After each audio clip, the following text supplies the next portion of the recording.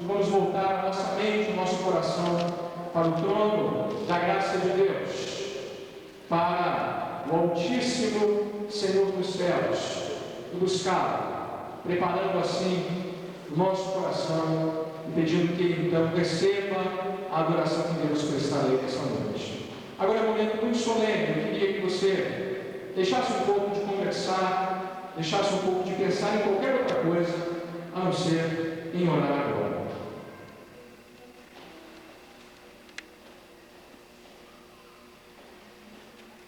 Pai Santo, Pai bendito, Pai de nosso Senhor e Salvador Jesus Cristo,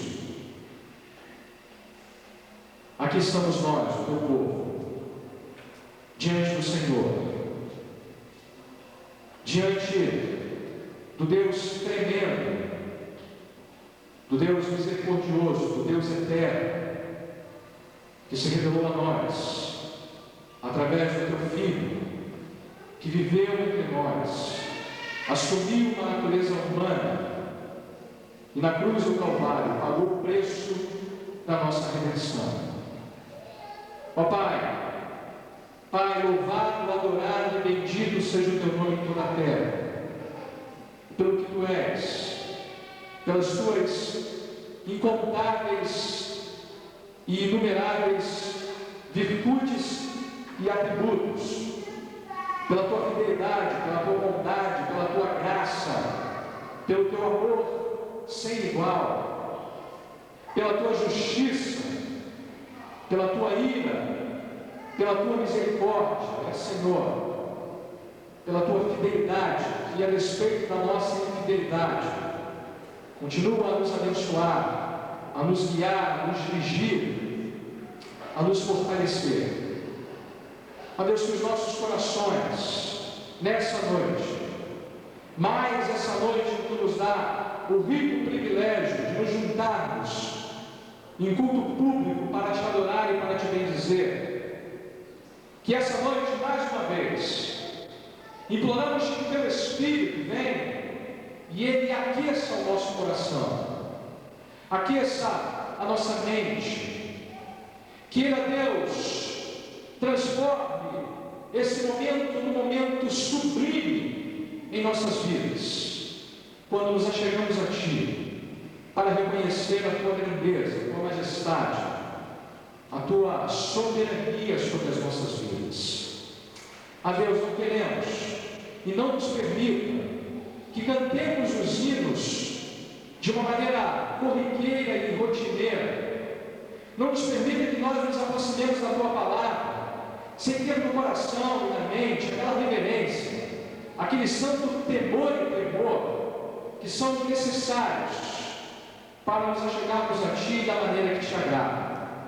Ah, Pai, acima de tudo, que haja em nosso coração fé, a certeza de que Tu estás nesse momento do alto céu olhando para nós, esperando de cada um de nós como Teus filhos aquela demonstração de amor, aquela demonstração de louvor, de adoração, que somente aqueles que creem em Ti podem conceder ao Senhor. Que não sejamos preocupados com os ritos externos, porque a Tua palavra nos diz que Tu procura adoradores que Te adoram em espírito e em verdade. E Senhor, vem em nome de Cristo, vem pela sublimidade e pelo poder que há no Senhor Jesus. Vem, Divino Espírito Santo, e dirige a adoração que viemos prestar a Ti. Enche o nosso coração, enche este templo da Tua glória, e que mais uma vez reverenciemos com muito amor a Tua majestade entre nós. Pai, queremos Te amar e Te adorar mais uma vez. Queremos demonstrar mais uma vez a nossa profunda gratidão ao Senhor. Tu és o Senhor da nossa vida. Tu és o motivo da nossa existência. E estamos aqui para Te adorar e para Te bendizer. Recebe, portanto, a nossa adoração. É o que tivemos prestado Em nome do Senhor Jesus Cristo. Amém, Pai. Meus amados, vamos iniciar a nossa adoração ao Senhor essa noite. Abrir os nossos cantores hoje de número 385, um fariseu chamado Nicodemos. Quero então convidar os amados irmãos a abrirem suas Bíblias do Evangelho de João, capítulo 3, onde estaremos lendo do verso 1 até o verso de número 15 desse texto. Evangelho de João, capítulo 3, versos de 1 a 15, será o texto que estaremos usando como base para o sermão desta noite, para a meditação do nosso coração. Se então estará abrindo a sua Bíblia, lá no Novo Testamento, no quarto Evangelho, o Evangelho de João, no capítulo 3, versos de 1 a 15. Eu quero que, por gentileza, você acompanhe a leitura da passagem, de acordo, então, com a versão que você tem em mãos desse texto. João, capítulo 3, versos de 1 a 15, a palavra do nosso Deus diz-nos o seguinte: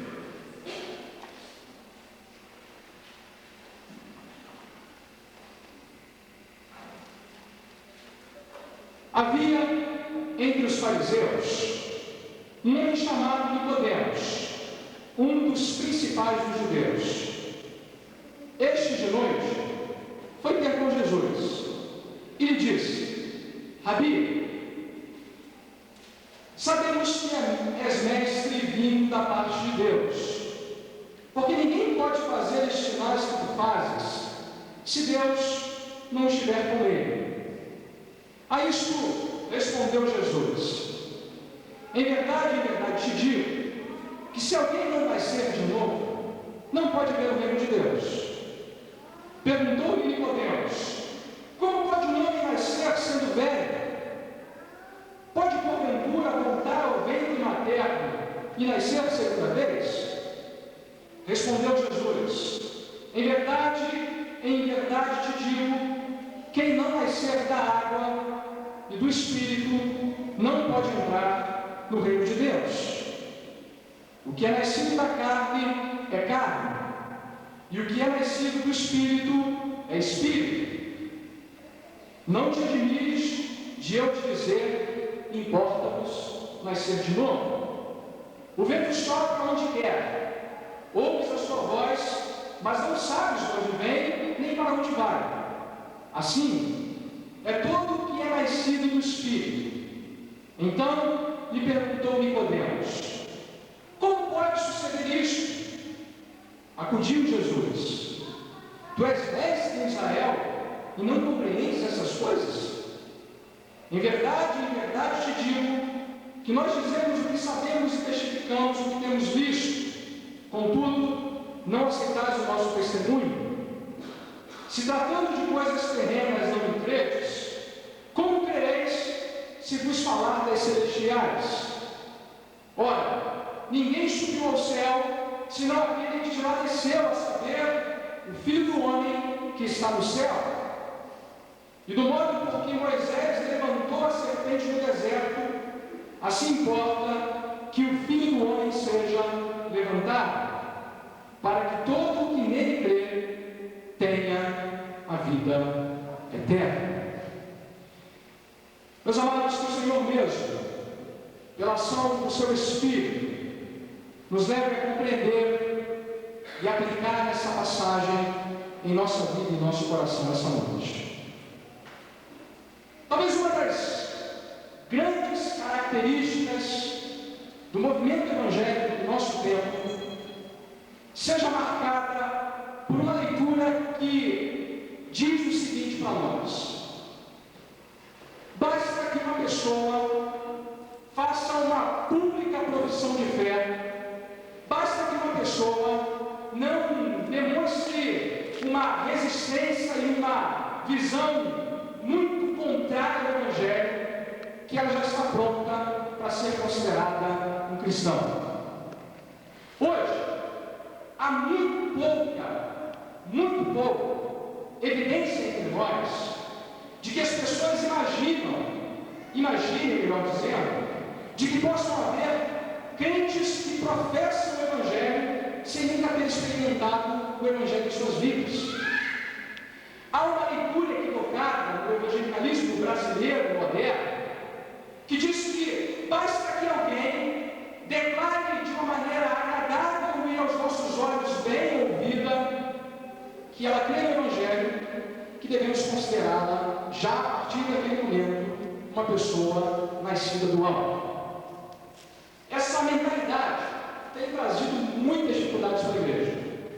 Primeiro porque ela tem juntado na igreja um monte de gente que não é ainda nascida do alto. Um monte de gente que não é regenerada. Mas o problema maior é que a gente está alargando as fronteiras do Evangelho no afã de trazer um incrédulo para o nosso meio. Queremos fazer do Evangelho uma mensagem fácil, sem muitos detalhes e de preferência que não corresponda em momento algum a nada que seja ofensivo aos nossos ouvintes. Meus amados, eu preciso lhe chamar a atenção do fato de que não é esse o Evangelho que o Senhor Jesus apresenta, por exemplo, a Nicodemos, no capítulo 3 do Evangelho de João. Se não vejamos, temos aqui o primeiro encontro evangelístico de Jesus no seu ministério público.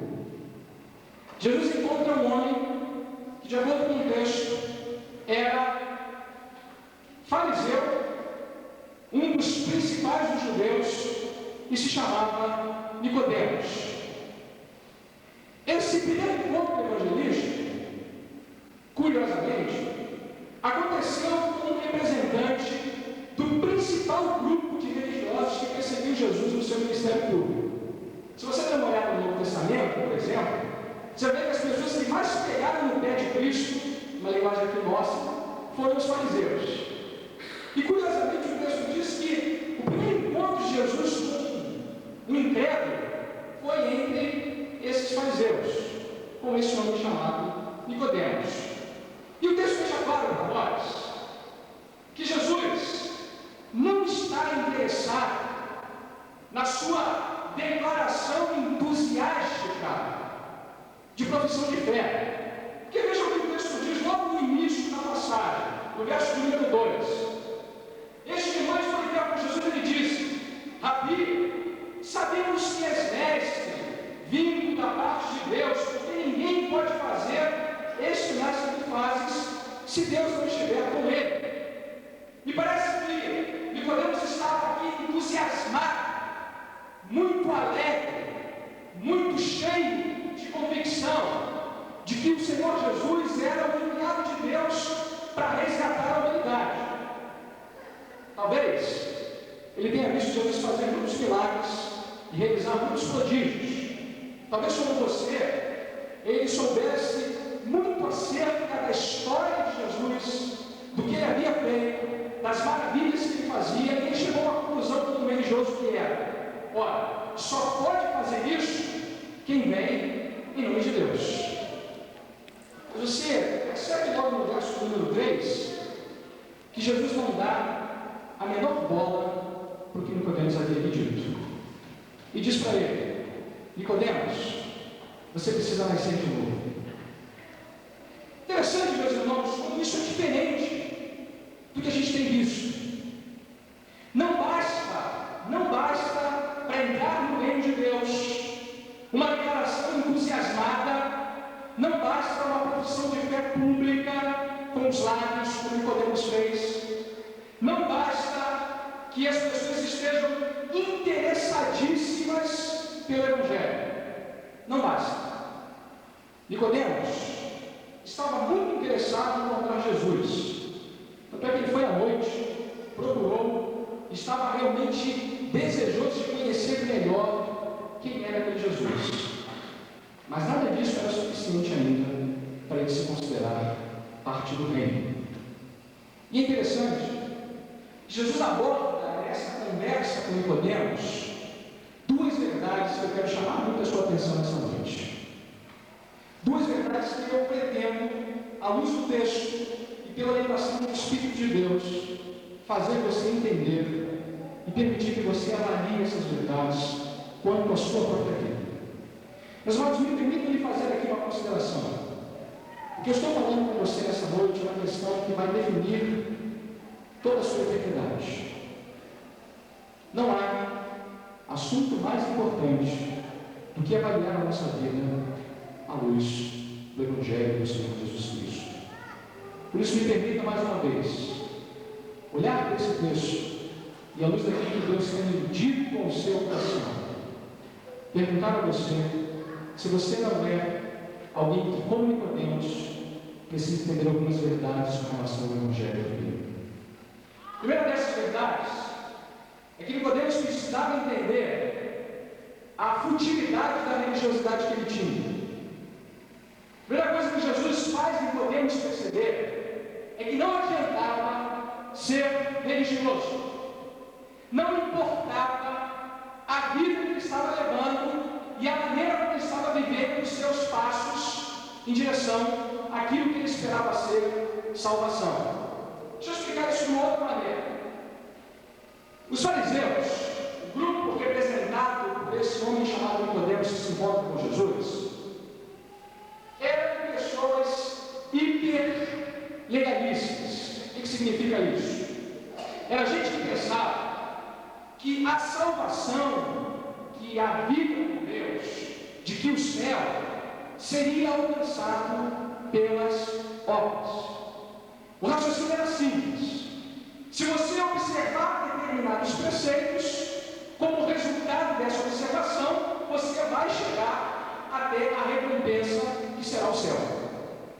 Isso era tão absurdo, que a história diz que eles tinham aproximadamente 600 leis que eles tinham que observar. Além disso, essas leis tinham que ser vivenciadas à vista, para que então a pessoa estivesse gabaritada, capacitada para entrar na vida celestial. Curiosamente, tem umas leis que são até engraçadas. Tem uma delas que diz que, por exemplo, um fariseu podia beber vinagre no sábado, mas não podia gargarejar vinagre no sábado, porque gargarejar vinagre no sábado constituía trabalho. E eles não podiam fazer isso. Mas beber eles podiam. Uma outra lei muito engraçada é que, por exemplo, eles podiam comer ovo de uma galinha que tivesse dado ovo no sábado, desde que a galinha fosse morta no dia seguinte. Entre essas inúmeras leis, um fariseu alimentava a seguinte leitura de si mesmo: ora, eu vou para o céu, eu estarei em direção à eternidade, porque eu tenho vivido uma vida íntegra. E aí, Jesus chega para Nicodemos no verso 3 e diz: Nicodemos, o que você precisa é nascer de novo. Em verdade te digo, se alguém não nascer de novo, não pode ver o reino de Deus. E aí Nicodemos então fica estarrecido com essa pergunta, sabe por quê? Porque para ele, Jesus ia dar um aplauso. Parabéns, Nicodemos, você tem feito tudo o que deveria fazer para ir para o céu. Jesus perguntou: querido, você precisa tanto de um novo nascimento como uma prostituta precisa. Não pense que a legalidade da sua justiça própria, não pense que a sua boa performance, não pense que o seu bom proceder vai te levar para algum lugar, porque não vai. Não vai. Não adianta você vir dizendo que eu sou mestre, de que eu sou vindo de Deus. Não adianta vir me bajulando, porque eu não vou te bajular da maneira como você espera. O que eu vou fazer contigo primeiro é entender a sua falência espiritual. É fazer você entender, Nicodemos, que ninguém vai para o céu porque observou alguns preceitos, porque fez determinadas coisas e deixou de fazer outras. Primeiro, Jesus joga no chinelo a religiosidade de Nicodemos. E veja o que o texto diz, que Nicodemos fica estarrecido, porque no verso 4 ele faz assim: ora, mas como pode um homem nascer sendo velho? Pode, porventura, voltar ao ventre materno e nascer a segunda vez? que Jesus então responde: em verdade te digo que quem não receber da água do Espírito não pode entrar no reino de Deus. É engraçado isso, porque toda vez que Nicodemos faz uma colocação, Jesus volta a mesma questão: nasce de novo. Não, mas eu preciso entender. Nasce de novo. E aí fica dois textos, Jesus volta a repetir: não te admires de eu te dizer, nasça de novo. Meus irmãos, alguns entendem que Nicodemos, no verso 4, ficou se perguntando sobre a questão de voltar ao ventre materno como uma questão física. Eu acho que não foi isso que passou na cabeça dele. Até porque ele era um homem um pouco mais inteligente do que pensar dessa maneira. Eu não acho que Nicodemos tenha ficado com a indagação de que Jesus estava dizendo para ele que era preciso voltar para o ventre. Não. Porque ele entendeu qual havia sido a colocação de Jesus. Jesus disse para ele: ó, você precisa voltar para a estaca zero. Você precisa reconsiderar tudo da sua vida. Você precisa olhar para a sua vida como alguém que precisa de uma intervenção divina. Para de pensar em você mesmo como alguém bonzinho aos seus próprios olhos. O que você precisa saber é que ninguém vai para o céu porque tem uma boa performance na terra. Nicodemos não estava aqui estarrecido com a colocação de Jesus porque ela parecia aos olhos dele difícil de ser entendida, mas porque ele percebeu a exigência grandiosa que Cristo estava fazendo a ele. Jesus explica isso de novo para Nicodemos em outros termos, e ele diz: é preciso que você nasça da água do Espírito, porque não pode entrar no reino de Deus quem não experimenta isso. Mais uma vez, para você esclarecer, Jesus não está falando aqui de um ritual, de um batismo. Água aqui não significa água batismal. Não. Jesus está falando de duas coisas que precisam acompanhar a vida de alguém que quer se aproximar do reino de Deus. A primeira delas é aquilo que a Bíblia chama de purificação, porque a água do Velho Testamento representava isso, purificação. E essa questão do nascimento do Espírito, de acordo com a Escritura, significa que alguém precisa ser tocado, orientado, visitado pelo Espírito de Deus.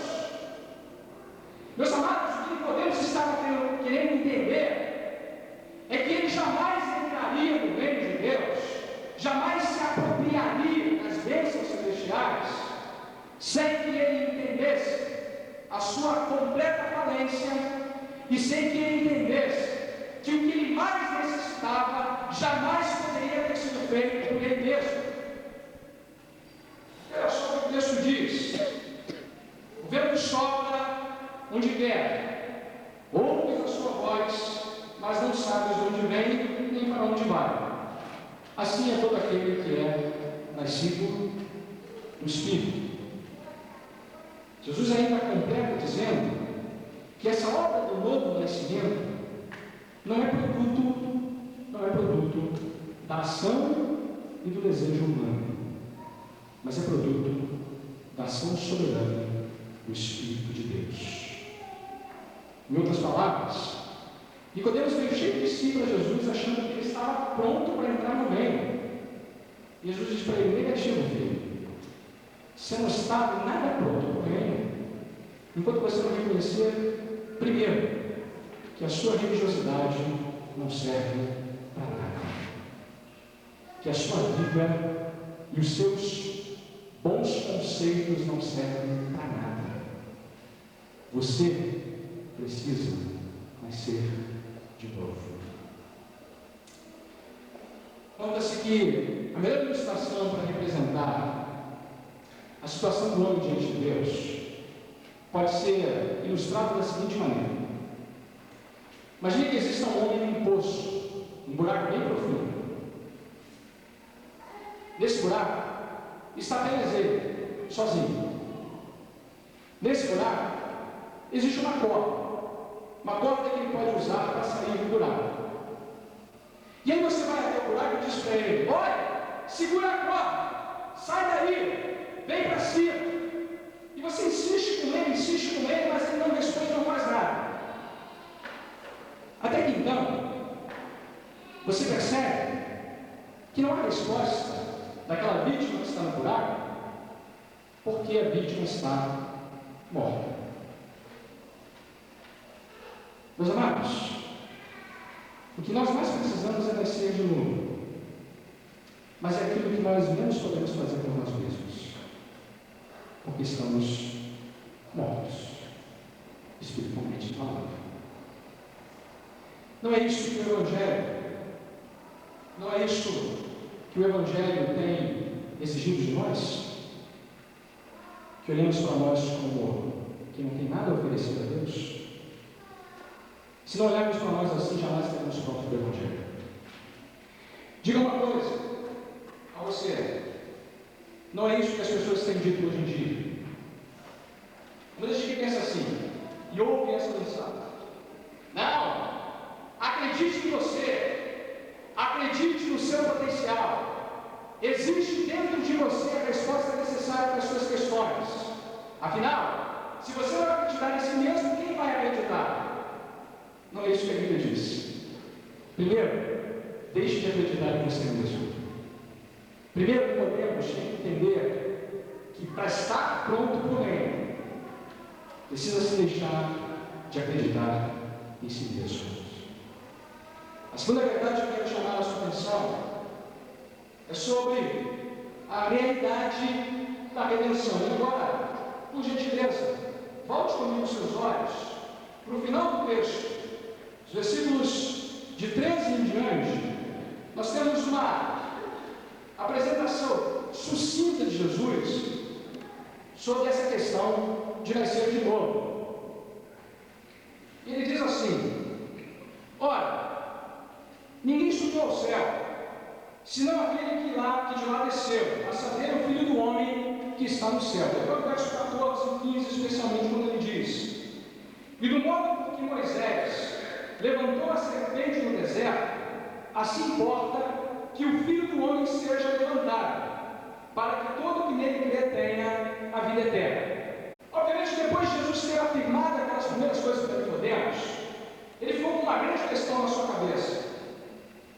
Verso número 9 diz para ele: olha, então como isso pode suceder? Se eu preciso nascer de novo, se isso é um fato consumado no Evangelho para o meu caso, e é um fato consumado no Evangelho para o caso de todos nós, nenhum de nós entra no reino sem que nasçamos de novo, nasçamos do alto, sejamos visitados pelo Espírito e sejamos convencidos do nosso pecado. Nenhum de nós chega ao reino sem que Deus haja e trate do nosso próprio coração, levando-nos a compreender essas verdades.